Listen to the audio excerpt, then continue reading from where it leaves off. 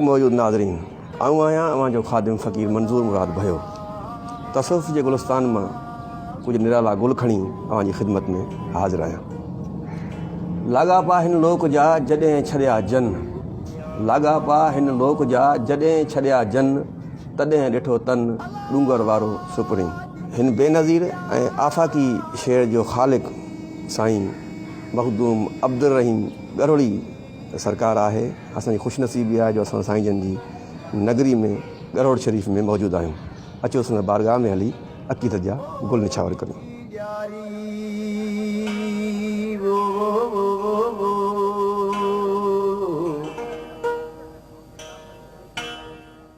हिन ख़ाकसार फ़क़ीर खे कहिड़ी ताक़त जो हज़रत शहीद अब्दुर रहीम गिरोड़ी सरकार जन जेका रोशनी पखेड़ी उन जे कंहिं हिस्से खे बि बयानु करे सघे।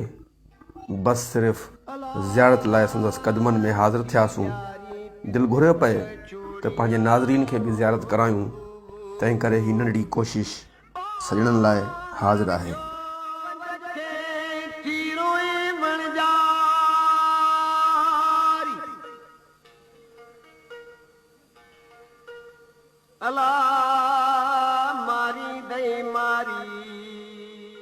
शमसुल उलमा डॉक्टर उमर बिन मोहम्मद दाऊद बोटो साहब कलाम गिरोड़ी में लिखे थो त हज़रत शेख अब्दुर रहीम गिरोड़ी रहमतुल्लाह अलैह ज़ात जो मंगरियो हो।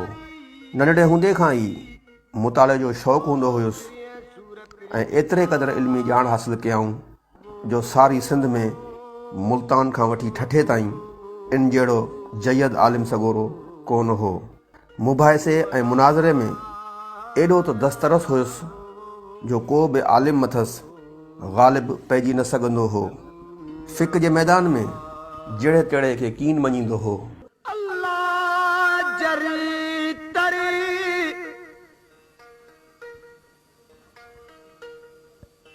साईं गिरोड़ी साहब जी ॼम जी तारीख़ जी पूरी ख़बर नाहे पइजी सघी, पर कवि गुमान आहे त संदसि विलादत सन 1152 हिजरी धारे थी।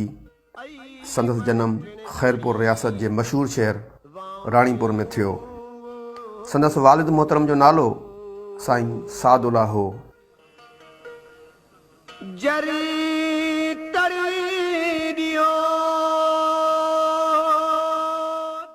साईं अब्दुर रहीम गिरोड़ी सरकार ज़ाहिरी उलूमनि सां आरास्ता हूंदे बि हमेशह बातिन न माइल हूंदो हो। संदसि दिली ख़्वाहिश ऐं तमन्ना हूंदी हुई त बाकमाल रूहानी बुज़ुर्ग मिले त जीअं उनजो दामन वठां।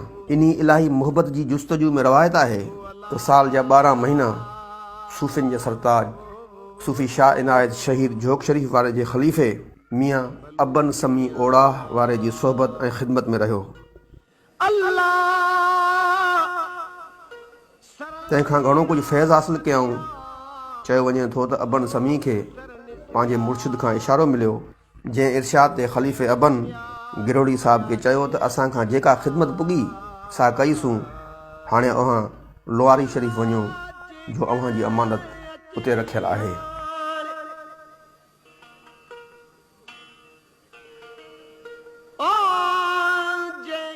गिरोड़ी साहब जी दिलि हर वक़्तु मुर्शिद जी तलब में सरगर्दा रहंदी हुई। आख़िरकार तलब सादिक ऐं सादत अज़ली खेसि लोआरी शरीफ़ पहुचायो, जिते लोआरी जे लाल सुल्तानुल औलिया हज़रत मोहम्मद ज़मान रहमतुल्लाह अलैह जा मुरीद थिया। सॼो साल मुर्शिद जी ख़िदमत में रहण बाद संदसि मुर्शिद तरफ़ां पंहिंजे वतन न मोटी वञण जो अमर थियो। पाण अची मीरपुर में रहिया। हमा वक़्तु रियाज़तुनि ऐं मुजाहिदनि में मसरूफ़ रहण लॻा। सॼो वक़्तु वाहिद जी वाहदानियत में गुज़ारण लॻा।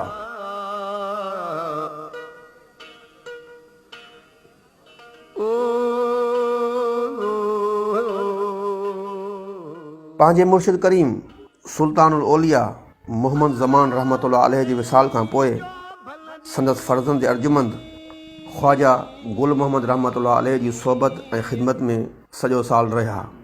पाण ख्वाजा गुल मोहम्मद रहमतुल्लाह अलैह खां रुख़्सत वठी पंहिंजे माग ॾांहुं मोटी आया। जॾहिं सजण सफ़र हलिया 1190 हिजरी खां पोइ पाण गिरोड़ शरीफ़ में लॾे अची वेठा। संदसि गिरोड़ शरीफ़ तरफ़ कूच करे वञण जो सबबु सिंगार फ़क़ीर जी कयल हिन रवायत मां हिन रीत मिले थो। जीअं त शेख अब्दुल रहीम गिरोड़ी सरकार वॾी करामत वारा दरवेश हुआ, तंहिं करे मथसि माइटनि ज़ोर भरियो त खेनि राजा खां संदसि परवरिश लाइ मिलियल जागीरूं वापसि वठराए ॾे। पहिरियों त पाण इन ॻाल्हि खां साफ़ इनकार कयऊं, मगर समूरी फ़ुकरा ऐं संदसि वालदा जे ज़ोर ते जैसलमेर ॾांहुं हलण जो क़सद कयऊं।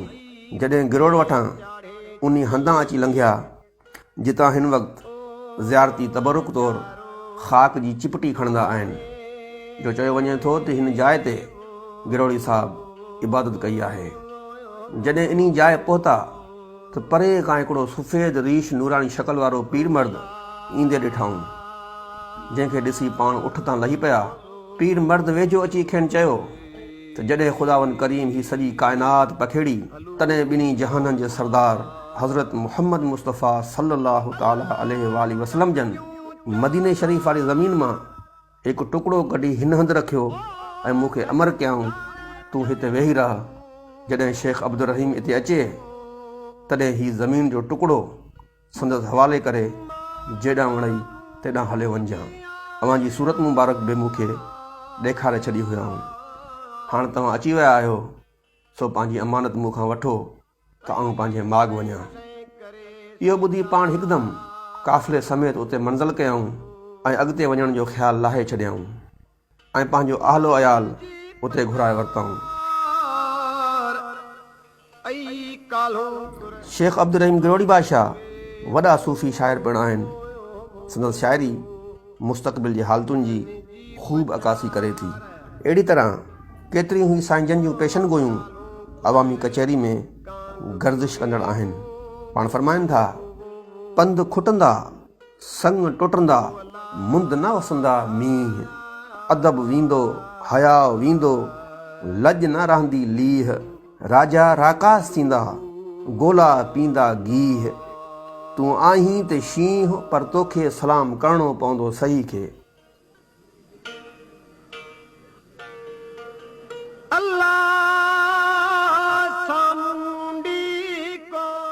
शेख अब्दुल रहीम गिरोड़ी सरकार जो हिकु वॾो कारनामो महादेव जी मढ़ी भोर भोर करणु हो। चयो वञे थो त गिरोड़ खां 60 मील परे रेगिस्तान में हिकु हिंदुनि जो बुतखानो हो, जिते तरह तरह जूं बुछड़ायूं थींदियूं हुयूं। मुस्लमाननि खे मज़हब मटाइण लाइ ज़ोर भरियो ईंदो हो। केतिरा ई मुस्लमान मुर्तद पिणु थी विया। जॾहिं खां मुस्लमाननि जे मुर्तद थियण जी ख़बर गिरोड़ी साहिब जे कननि ते पई, तॾहिं खां वठी संदसि ही दिली इरादो पको थींदो वियो त इहा मढ़ी भोर भोर करे हिन सारे मांडाण खे नाबूद कजे। शेख अब्दुल रहीम गिरोड़ी साहिबु पंहिंजे 72 वफ़ादार साथियुनि सां गॾिजी सामी जे शहर जे वेझो पहुता। सामी खे का अॻे ई सुध हुई त गिरोड़ी साहिबु पंहिंजे दौर जो वॾो दरवेश आहे, जंहिं मीरनि खे सिंध वठराए ॾिनी हुई।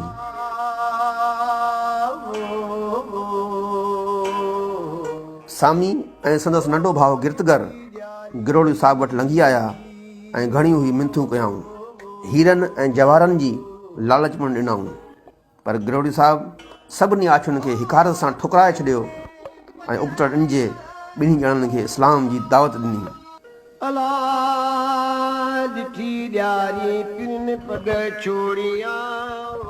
ॿिन्ही ॼणनि इस्लाम क़बूल करण खां साफ़ इनकार कयो ऐं गिरोड़ी साहिब सां जंग करण जो ऐलान कयो। ईअं जंग जो तबल वॻो सामी हिन जंग में वासिल बिल जहन्नम थियो ऐं इन जंग में शेख अब्दुल रहीम गिरोड़ी सरकार शहादत जे अज़ीम मर्तबे ते फ़ाइज़ थिया।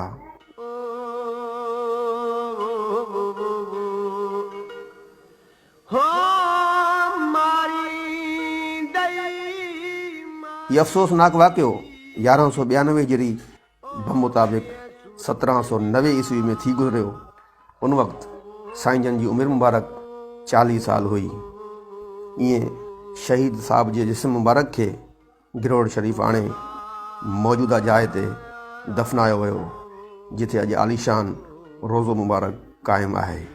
जिते हर वक़्तु संदसि मुरीद ऐं अक़ीदतमंद पंहिंजी वालियाना अक़ीदत जा गुल निछावर कंदे नज़र अचनि था।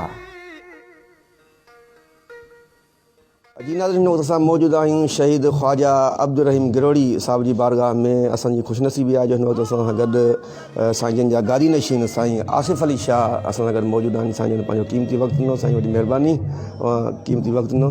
साईं सभु खां अवल वांगुरु पुछंदासीं त हीउ जेको साईं जन जो शजरो मुबारक आहे इन मुतालिक़ ॿुधायो, ऐं साईं जन जो जेको सजरो आहे अवां सां काई जेको आहे पीढ़ी में वञी टच करे थो। साईं साईं तव्हां सभिनी जी महिरबानी जो तव्हां वक़्तु कढी आया हिते असां वटि। शहीद अब्दुल रहीम गिरोड़ी जी जेका शहादत आहे उहा त अथव 1172 हिजरी जी, ऐं पंहिंजियूं जेके 2 न्याणियूं आहिनि उहे पंहिंजो उन्हनि सैदनि में ॾिनियूं जिथां असांजो शिजरो स्टार्ट थियो आहे।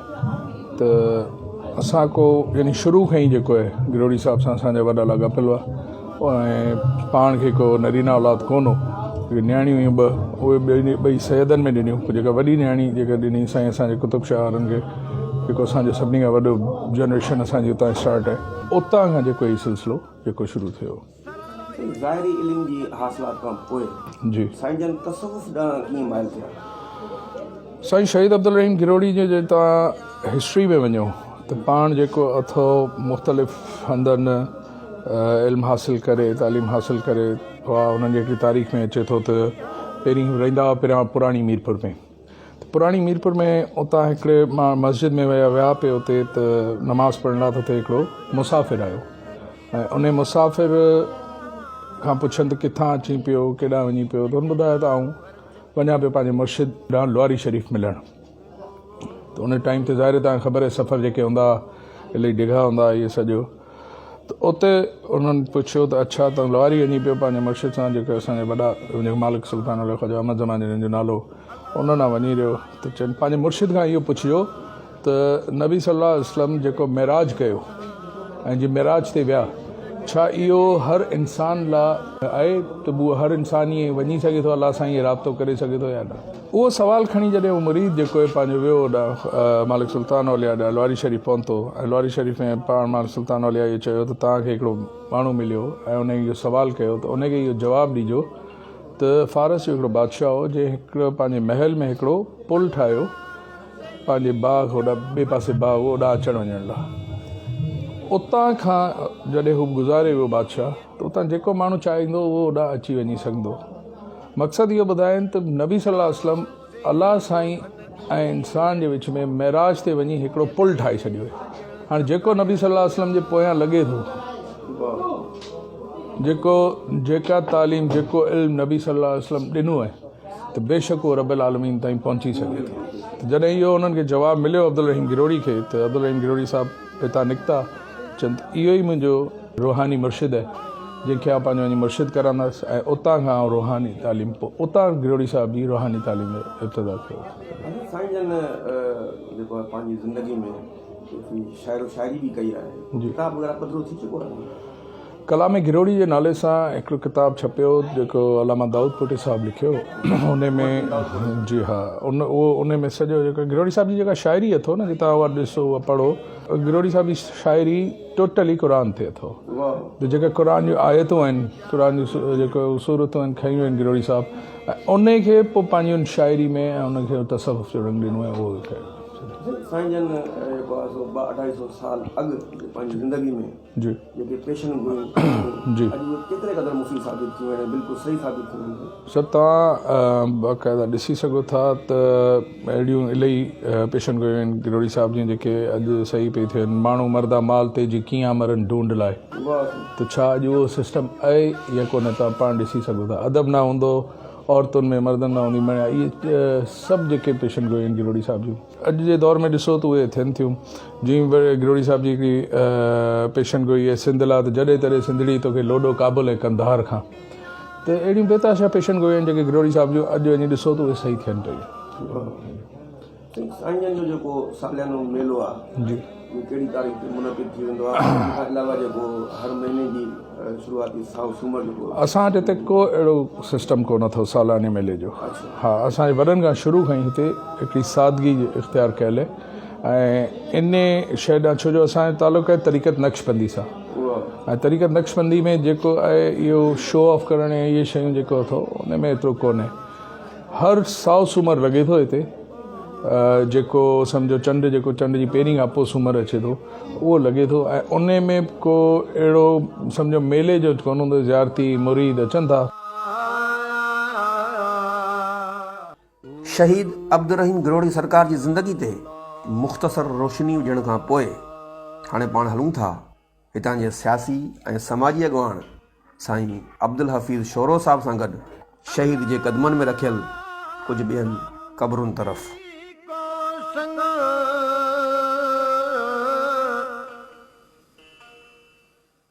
जी नाज़रीन, मखदूम साईं अब्दुल रहीम गिरोड़ी सरकार जे क़दमनि में पाण हिन वक़्तु मौजूदु आहियूं, वेठा आहियूं। साईं मुहबतनि वारी कचहरी, चाहतुनि वारी, राहतुनि वारी कचहरी हिन वक़्तु हली रही आहे। हिन वक़्तु असां गॾु साईं अब्दुल ख़ालिक चन्ना साहब पाण अॻूणा रेवन्यू अमलदार हिन सां गॾु मौजूदु आहिनि। साईं अब्दुल हफ़ीज़ शोरो साहब मौजूदु आहिनि जेके पाण सियासी समाज अॻवान आहिनि। साईं फ़क़ीर सुल्तान अमन थईम साहब बि असां गॾु मौजूदु आहिनि, ॿिया दोस्त असां गॾु मौजूदु आहिनि। साईं जन जी वॾी महिरबानी असांखे क़ीमती वक़्तु ॾिनो अथनि। साईं हफ़ीज़ साहब, हीअ जेका पाण म्यू सिंगार फ़क़ीर जी क़बर ॾिसी रहिया आहियूं, साईं जन जे बिल्कुलु क़दमनि में आहे, इहा कंहिंजी क़बर आहे साईं? हीअ साईं जो भाउ हो, गिरोड़ी बादशाह जो, अब्दुल रहीम गिरोड़ी जे भाउ जी क़बर आहे।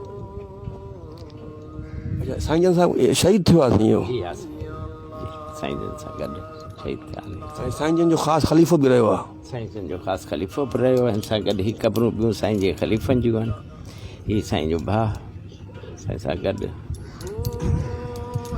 ज़िंदगी गुज़ारी, ॿिन्ही ॿारनि गॾु हिते जेको हिकु ॿिए जे क़दमनि में शहादत माने साईं जे क़दमनि में। फ़क़ीर सुल्तान थईम साहब सां गॾु मौजूदु आहिनि। साईं, तव्हां किथां पिया अचो ऐं जेको आहे सो हिते अची कहिड़ो रूहानी सुकून मिले पियो तव्हांखे साईं? साईं, आऊं असल ठटे जो आहियां, डिस्ट्रिक्ट ठट्टा, पर असांजे डिस्ट्रिक्ट जे अंदरि, ज़िले ठटे जे अंदरि तमामु खोड़ सारियूं दरगाहूं आहिनि। उते दरगाह जीलानी आहे, बादशाह पीर जीलानी दस्तगीर जो पुटु ऐं पोटो ॿई शहीद आहिनि, उहे उते मदफ़न आहिनि। ऐं उन जे आल जा असीं मुरीद आहियूं, ख़ादम आहियूं, नौकर आहियूं उन्हनि जा। वॾी सआदत आहे। हा, जीलानी दस्तगीर जे आल जा मुरीद आहियूं। ऐं हिते हिन नगरीअ में शहीद अब्दुल रहीम गिरोड़ी साहब जी नगरी में असांजो अचणु, उहो साईं अब्दुल हफ़ीज़ शोरे साहब जा वॾा असां ते करम नवाज़ी उनजी, हुन सां असांजो तालुक़ आहे। ऐं जेसिताईं हिन जान में जीअरा आहियूं तेसिताईं रहंदो, छो त असांखे हिते आणण वारो अब्दुल हफ़ीज़ शोरो साहब, उन जा लख कुर्ब, वॾियूं महिरबानियूं जो हिन दर ते असां अची हाज़िरी ॾिनी आहे। 2-3 मरतबा अॻ में बि आया आहियूं हिन दर ते हाज़िरी ॾियण जे लाइ। हींअर बि हिते पहुता आहियूं, सॼी संगत सां गॾु वेठा आहियूं। अलाह साईं असांखे अञा बि जे ज़िंदा हुआसीं, जीअरा हुआसीं, त हिन दर ते हाज़िरी भरींदा रहंदासीं, छो हीउ शहीदनि जो दर आहे। हीउ करबला मौला जे अंदरि शहीदनि जो जेको आहे सिलसिलो, इमाम हुसैन जो जेको सिलसिलो आहे, रोज़े महशर में शहीदनि जो अॻवान केरु हूंदो? इमाम हुसैन। ऐं मुंहिंजो वालिद साहिब बि शहीद थियल थी, हुन बि शहादत माणी हिन दुनिया में 1980 में। आउं बि हिकिड़े शहीद जो बचिड़ो आहियां, अकेलो आहियां, मुंहिंजो ॿियो को भाउ न आहे, पर आउं सम्झां थो इहे सभु मुंहिंजा भाउ आहिनि, जेकी मुंहिंजी संगत, जेकी मुंहिंजा मिटनि माइटनि यारनि दोस्तनि, सभु मुंहिंजा भाउ आहिनि। मुस्लमान जो भाउ आहे। हीअ धरती जेकी आहे सिंध जी, इहा शहीदनि जी धरती आहे। हिन सां जेतिरी को माण्हू ज़्यादती कंदो न, उनजो अंजाम उनखे हिते ई मिलंदो, हिन दुनिया में मिलंदो। छो पीरनि, सैयदनि, पीरनि, फ़क़ीरनि जी नगरी आहे इहा। लाल शहबाज़ कलंदर जहिड़ो हिन धरतीअ ते, लतीफ़ सरकार जहिड़ो साईं हिन धरतीअ ते, ही शहीद अब्दुल रहीम गिरोड़ी साहब हिन धरतीअ ते, मखदूम बिलावल, मखदूम मोहम्मद हाशिम खट्टी साहब, मखदूम इनायत, मखदूम मोहम्मद आदम। ठठे ज़िले जे अंदरि खोड़ सारा दरवेश, औलिया, वली। असां बि वलियुनि जे नगरी में माना जनम वरितो, ख़ुशनसीब आहियूं। इहो असीं ख़ुशनसीब हिन धरती जो खाऊं था, हिन धरती जो पियूं था, हिन धरती खे सलाम। पर जेसिताईं आहे जान में जान, त हिन धरती सां निभाईंदासीं, सदाईं निभाईंदासीं। पोइ खटे क़िस्मत अॻियां जेकी बि ईंदा, उन्हनि जो नसीबु उन्हनि सां गॾु हो। माशाल्लाह साईं बेहतरीन कचारी तव्हां थी आहे साईं। अब्दुल ख़ालिक चन्ना साहब अॻूणा रेवेन्यू अमलदार हिन सां गॾु मौजूदु आहिनि साईं। कहिड़ो रूहानी क़ल्बी सुकून मिले पियो हिते अॼु साईं? मां आसरू घोटकी तालुके जो आहियां, कोटबाग चना जो, ये डिस्ट्रिक्ट घोटकी आहे। मुंहिंजी साईं अब्दुल हफ़ीज़ शोरो साहब सां कराची में मुलाक़ात थी। तमामु महिरबानी ऐं पंहिंजे वॾलनि वांगुरु इज़त भाईंदा आहिनि मूंखे। उन्हनि जी मार्फत हिते पहुतासीं हिन दरगाह ते। ॾाढो सुकून आयो, ॾाढियूं दिलि खे ख़ुशियूं थियूं। ऐं तक़रीबन हर महीने साहिस कुमार ते साईं जन सां गॾु मुंहिंजी हिते हाज़िरी नसीबु थींदी आहे। ऐं वरी महीनो पूरो दिलि में ईअं ख़ुशी हूंदी आहे ॼण वरी नवां थी वेंदा आहियूं, नई ज़िंदगी मिली वेंदी आहे। साईं अब्दुल हफ़ीज़ साहब, साईं जन जूं जेके पेशन गोयूं हुयूं अॼु खां 250-300 साल अॻु जूं थियल, अॼु छा था सम्झो उहे पूरियूं थियनि पियूं? साईं तक़रीबन साईं जे रिसाले में साईं जूं सभु पेशन गोयूं आहिनि। तक़रीबन जे रिसालो पढ़िजे त अधु खां घणियूं पेशन गोयूं जेके आहिनि साईं जूं जेके आहिनि पूरियूं थी चुकियूं आहिनि। ऐं रोज़ क़यामत ताईं साईं जेॾी महिल शहादत वरिती तॾहिं जॾहिं जंग ते विया ते तॾहिं पंहिंजी भेण खे चई विया हा थी मुंहिंजो लकुण ईंदो उॾामंदो त तोखे ख़बर पवंदी ऐं शहीद थी विया। पोइ मुंहिंजो लाश जेको आहे सो उठ ते ईंदो, जिथे उठ वे उते दफ़नाए छॾिजो, पर 3 ॾींहं कोशिशि कजो न दफ़नाइजो। जे 3 ॾींहं तव्हां न दफ़नाए त रोज़ क़यामत ताईं जूं आउं पेशन गोयूं कंदुसि। पर साईं ओॾी महिल माण्हू न लाश खे रहण ॾिनो, पोइ अची इते जो उठड़ी वेठी, पोइ इते जी मिटी को असांजे नसीब मन में असांजे पाड़े जी मिटी का लिखल हुई। पोइ असांखे इहो फैज़ मिलणो जो असांखे बि ऐं उन्हनि जी पेशन तक़रीबन जेके बि रिसाले में आहिनि अधु खां घणियूं थी वियूं आहिनि। अॻिते जेसीं जान हलंदो तेसीं हलंदो रहंदो सिलसिलो।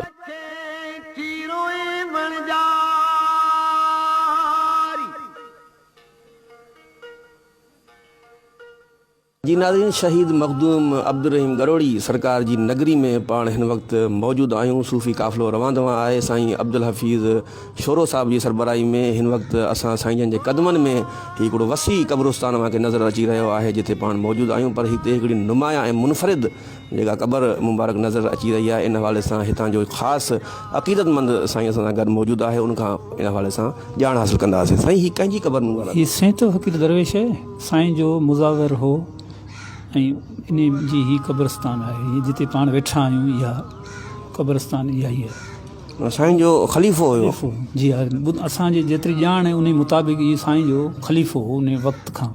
माना साईं सां गॾु शहीद थियो आहे या बाद जी ॻाल्हि आहे? इहा बाद जी ॻाल्हि आहे, उहा ख़िदमतगार हो। ख़िदमतगार हो। अवां केतिरे अरसे खां रहो था साईं? असांखे हिते तक़रीबन 30 साल थी विया आहिनि।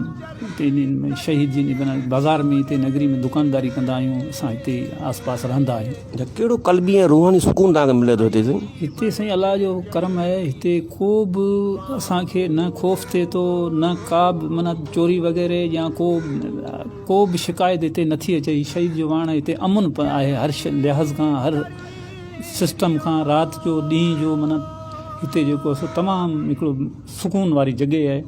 24 कलाक माण्हू जो अच वञ जारी आहे? हा, 24 कलाक माना को कुझु टाइम को वक़फ़ो मिले थो, न त आहे हिते आम तरफ़ 24 कलाक बहितरीनु आहे। ॿुधो न साईं, अलाह जो शुक्र आहे। हिते जेको आहे तमामु थधी नगरी आहे ऐं हिन में जेको आहे तमामु वीचारा जेके मुसाफ़िर अचनि था, जेके माण्हू अचनि था, तमामु माना बहितरीनु नमूने सां हिते सुकून सां अचनि था वञनि था। को हिते जेको आहे तकलीफ़ वग़ैरह या का ॻाल्हि कोन्हे। हिते हर शइ माना बसनि जो निज़ाम ॿियो टियों बहितरीनु आहे। अचनि था वञनि था, रोड आहिनि ॿिया। किथां किथां खां माण्हू अचनि था साईं? असांखे यादि आहे हिकिड़ो दफ़ो हिते सुज़ुकी में हिकिड़ा माण्हू आया हुआ। हू चई असां लाहौर खां पासपोर्ट ज़रिए इंडिया खां आया आहियूं। वाह साईं वाह। इंडिया खां आया। उहे माण्हुनि चयो चई हीउ जेको असांजो छोकिरो हो, चई हीउ असांजो डॉक्टरनि जवाबु ॾेई छॾियो। ऐं हू चई असां जेको आहे त हुन वालिद चयो चई गिरोड़ी बादशाह जी ज़ारत वासीसीं ऐं असां घर खणी आयासीं। ठीकु ठाक थी वियो, जवान थी वियो। पोइ हिते अची देगूं उन्हनि लाथियूं, हुतां असांखां सामान वरितऊं। देगूं लाथियूं हुते अची हिते ऐं चयूं हाणे हीउ जेको असां हुनजी पासपोर्ट ज़रिए आया आहियूं, हाणे हीअ ज़ारत करे ख़ैरात करे वापसि वेंदासीं इंडिया। ये घोट गुआर जंज वग़ैरह बि अची थी हिते? साईं काफ़ी पंहिंजे हिन असांजे एरिए में जेको बि माण्हू पहिरीं जेको आहे सो घोट खे सिंगारे पहिरीं माना गाॾियूं ऐं सरनायूं ऐं ख़ुशी माना माण्हू सभु गॾिजी कारूं ॿियूं जलसे जे हैसियत सां हिते ज़ारत जे ख़्याल सां अचनि था। माशाल्लाह माशाल्लाह बेहतरीन साईं। साईं अब्दुल हफ़ीज़ साहब कीअं था ॾिसो इन रूहानी रमज़न खे? साईं हाणे तव्हां पाण बि ॾिसो पिया, तव्हांखे बि लाज़मी महसूसु थींदो हूंदो, तव्हां बि इन ई तबिके सां तालुक़ु रखो था। असां वटि बि साईं जॾहिं निकाह वग़ैरह घोट कुंवार जो कंदा आहियूं त पहिरीं हिते हाज़िरी ॾींदा, हा पोइ वञी जेको आहे सो पंहिंजे घर वेंदा आहिनि। इहे अलाह जा राज़ आहिनि पिया, जंहिंखे जेतिरी मिले थी ओतिरो हर को विर्छ वठे थो। हा हिते छा कुझु चई नथो सघिजे, हिते इंसान जी सोच खां मथे ॻाल्हियूं आहिनि।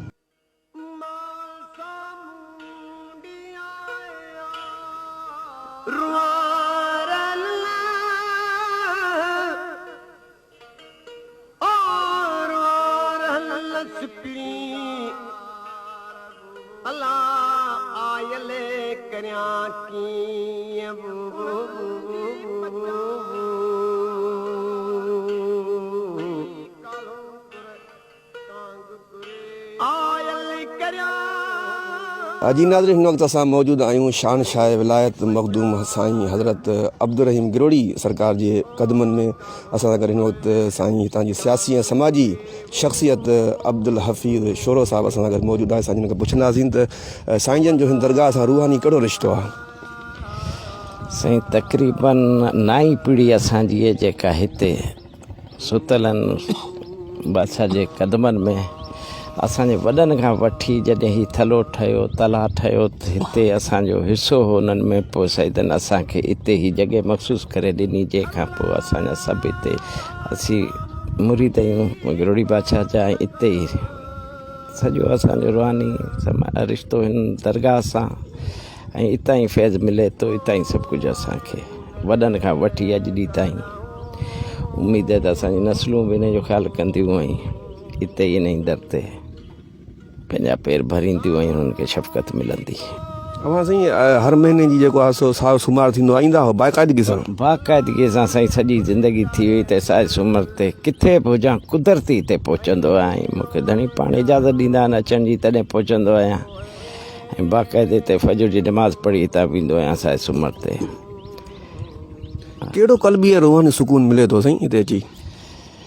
साईं केतिरो बि दुनियादारी जा वज़न हुजनि, टेंशन हुजनि, पर हिते अचण खां पोइ हर ग़म खां हर शइ खां आज़ादु थी वेंदा आहियूं। साईं हिन क़ब्रिस्तान में मुंहिंजो वालिद साहिबु जेको आहे सो मदफ़न आहे साईं अब्दुल करीम साहिबु, इन खां अलावा कंहिंजूं क़ब्रूं हिन ते साईं? साईं मुंहिंजो ॾाॾो मोहम्मद सुल्तान, हुनजो ॾाॾो हाजी शाह मोहम्मद, हुनजो ॾाॾो हुनजो वालिद हाजी सादिक, पोइ ॾाॾे तालिब खां वठी चवंदो 10 पीढ़ी जेको हिते दफ़न आहे। पहिरीं ॾाॾे तालिब जी क़बर थी, हुन खां पोइ सभु फिरंदा आया। हाजी शाह मोहम्मद आख़िरी मुंहिंजो वालिद साहिबु सुतो, वालिद साहिब जे क़दमनि में मुंहिंजो नंढो पुटु जेको 5.5 सालनि जो अवेस नालो होसि, दिलि जी तकलीफ़ जे करे उहो गुज़ारे वियो वालिद साहिब जे पेरनि में। तव्हां बि वसियत कई आहे साईं हिते? साईं अलाह कंदो, हिन खां वधीक ख़ुशी छा थींदी। वसियत आहे साईं, ख़ुदा कंदो ही जॻह पासे में बाबा जे रखी कब्ज़ो ठाहे, ख़ुदा कंदो जॻह ते धणी नसीब कंदा। अच्छा हे जेको साईं थोरो पियो आहे जेको इहो रिज़र्व कई त पंहिंजे लाइ क़ब्रिस्तान साईं पोइ धणी इजाज़त ॾींदा त पोइ सुम्हंदासीं, जे नथा ॾींदा त पोइ साईं लाशूं अॼुकल्ह त छापर में बि थी अची वञनि। साईं फ़क़ीर माण्हू आहे, बादशाह माण्हू आहे, साईं जे करे असां हिन नगरी में अचूं था। साईं अब्दुल हफ़ीज़ शोरो साहिबु, बाबा हाजी चन्ना आहे, भाउ गुलाम नबी महर ऐं फ़क़ीर सुल्तान साईं। अचे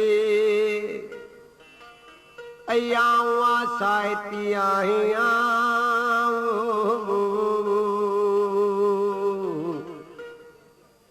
हो अला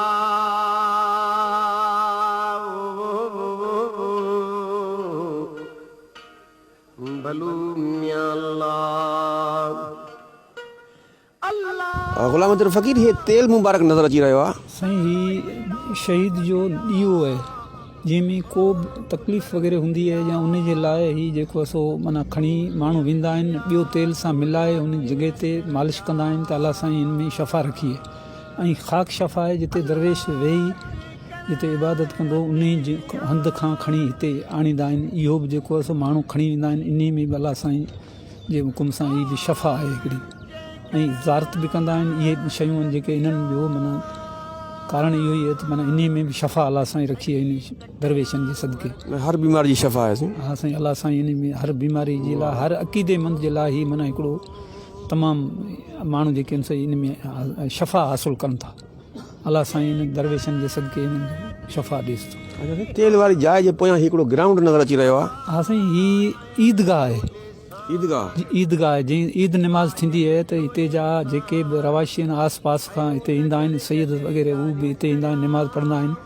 ऐं हिते जेको ही ग्राउंड फुल थी वेंदो आहे, हिते माना जेको ईदगाह निमाज़ ईद पढ़ी पोइ बसि ॿियो जेको आहे सो वरी 12 महीने या माना ईद ईंदी आहे त ईद जे टाइम ते ईंदा आहिनि। हीउ ग्राउंड ईदगाह जो आहे।